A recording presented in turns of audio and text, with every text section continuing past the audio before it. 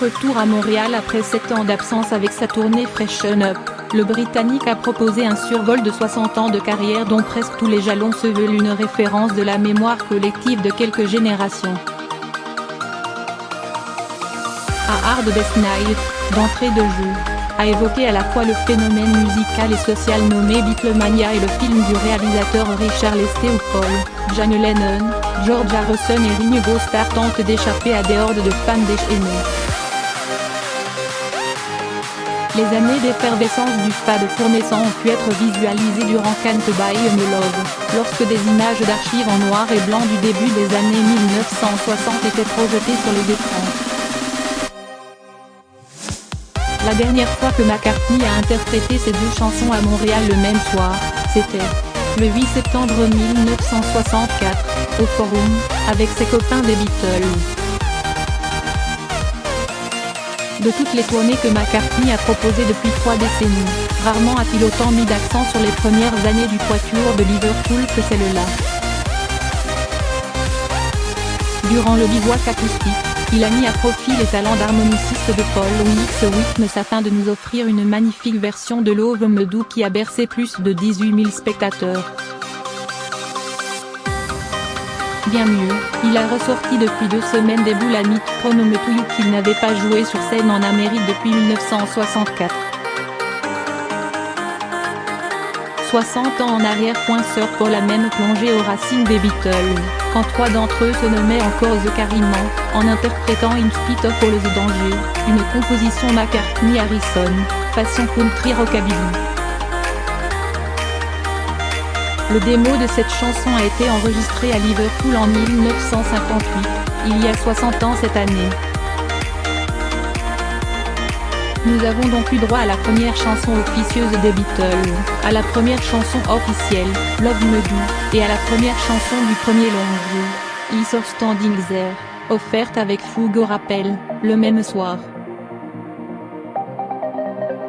Du jamais vu point d'exclamation avec Paul, l'histoire inspire parfois les chansons, mais souvent, c'est la chanson qui se veut l'histoire, comme lorsqu'il interprète Blackbird, inspiré par la guerre du Vietnam, et Here Today, sa conversation inachevée avec Lennon, juchée sur une immense plateforme.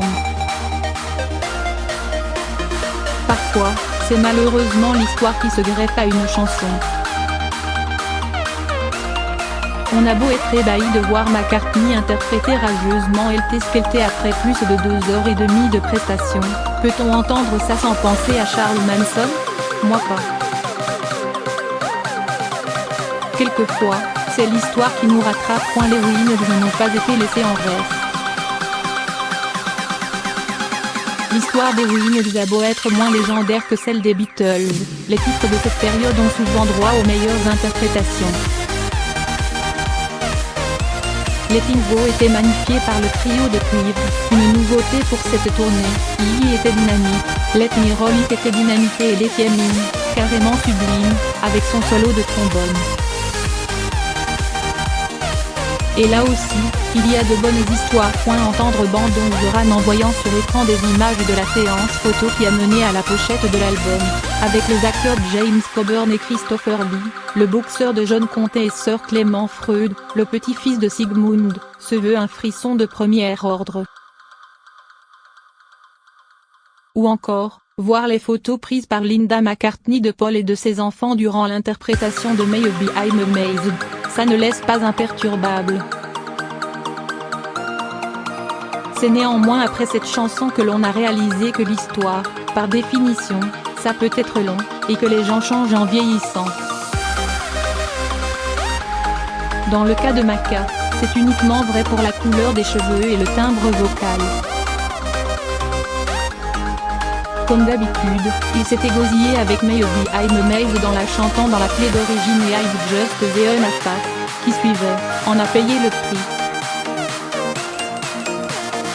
Cela dit, hormis des voiles ou des baisses d'origine perceptibles durant Lady Madonna, Obladi Oblada, Can't Buy Me Love et Bandon Duran, McCartney s'en est mieux tiré que lorsque je l'ai vu il y a 2 ans, à Hamilton. Il n'y avait rien, dans l'absolu, pour gâter la sauce dans un concert de 2h52, surtout quand des milliers de spectateurs chantent avec lui durant Let It Be, Hey Jude et Back in the S.S.R. C'est bien ce dernier aspect qui illustre le plaisir indéfectible que l'on ressent durant un concert de McCartney. Quiconque ayant un certain âge a une histoire liée à ses chansons. Yesterday, souvent notre première blonde. Live and Let It Die, ses lance-flammes et ses explosions assourdissantes. Évidemment nos souvenirs d'un film de James Bond. Même une chanson comme Michel, incontournable à Montréal et à Québec à cause de son caractère francophone, a pris un autre sens, voire une autre histoire, depuis que McCartney l'a dédiée à Michelle Obama il y a quelques années. On prendrait encore quelques rendez-vous historiques. Est-il possible d'être plus heureux qu'à un concert de McCartney, à en juger par les milliers de visages réjouis vus dans le Centre Bell, j'en doute.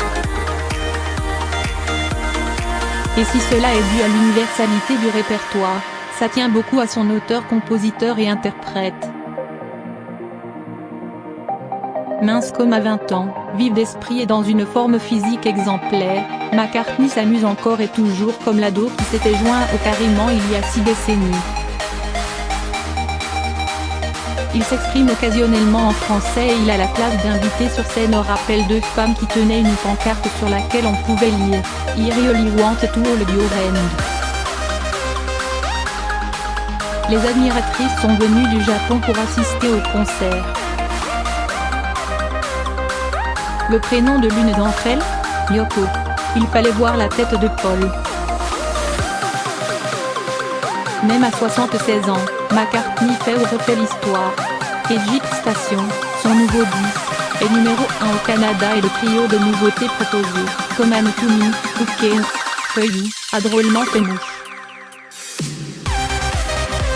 Mention spéciale à Who Cares pour les guitares. Et, visiblement, Sir Paul ne veut pas en rester là. Quand il a salué une dernière fois la foule comblée, il a lancé un « à la prochaine », sans équivoque. Un autre rendez-vous à venir avec McCartney au Québec dans quelques années, qui sait?